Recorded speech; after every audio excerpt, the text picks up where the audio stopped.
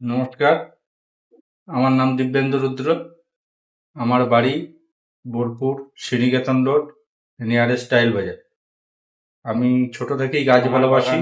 আমার নিজের বাড়িতে ছাদ বাগান আছে, ফলের গাছ, কিছু সবজিও আছে ইত্যাদি। আমার বাগানের হবি ছোট থেকেই।